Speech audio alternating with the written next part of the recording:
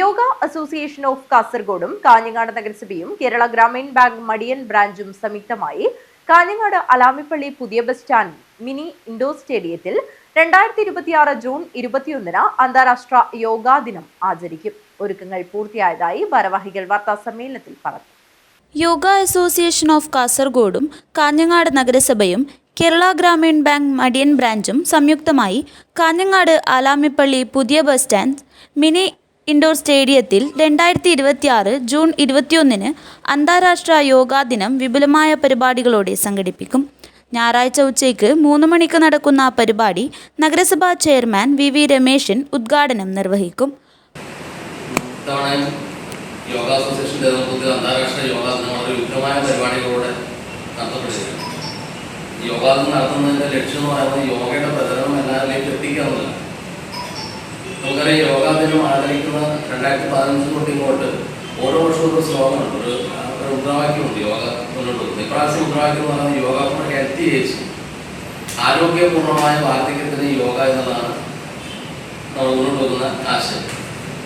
ഇതിൻ്റെ ഭാഗമായിട്ട് ഞങ്ങൾ യോഗ അസോസിയേഷനെ കഴിഞ്ഞ തവണ നമ്മുടെ ആൻറ്റി ഡ്രഗ്സ് പരിപാടിയുടെ ഭാഗമായിട്ട് ഒരു പരിപാടി നടത്തിയിരുന്നു. അതായത് 65 വയസ്സ് കഴിഞ്ഞവരെ യോഗ ഡെമോൺസ്ട്രേഷൻ. ഇപ്പോൾ നമ്മൾ ഇതിൽ പങ്കെടുക്കുന്ന 65 വയസ്സിന് നമ്മുടെ പ്രായമുള്ളവരുണ്ട്. 300ഓളം പേരുടെ യോഗ ഡെമോൺസ്ട്രേഷനും യോഗ ഡാൻസും ഉണ്ടായിരിക്കുന്നതാണ്. വിദ്യാഭ്യാസ standing committee working group chairman Sethu M, vice chairperson Latha Balakrishnan, ആരോഗ്യ standing committee chairman Mahmood Muriyanavi, yoga association of Kerala സംസ്ഥാന കമ്മിറ്റി അംഗം KV Ganesh, secretary KP Pradeep Kumar, joint secretary Chandran PV, ജില്ലാ കമ്മിറ്റി അംഗം ഉണ്ണി AV എന്നിവർ വാർത്താസമ്മേളനത്തിൽ പങ്കെടുത്തു.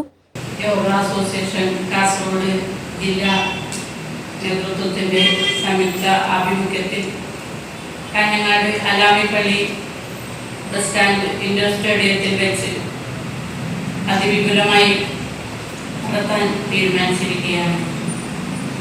300ഓളം യോഗ അധ്യാപകരും അതുപോലെ യോഗാഭ്യസ്തരായ പ്രതിഭകളെ അണിനിരത്തിക്കൊണ്ടാണ് വിപുലമായ പരിപാടി നടത്താൻ തീരുമാനിച്ചിരിക്കുന്നത്. അതിൽ പങ്കെടുക്കുന്ന മുഴുവൻ ആൾക്കാരെ അതുപോലെ കുട്ടികളെ അനുമോദിക്കുന്ന ഒരു പരിപാടിയും കൂടി അന്ന് തീരുമാനിച്ചിരിക്കുകയാണ്. News bureau, Kanhangad.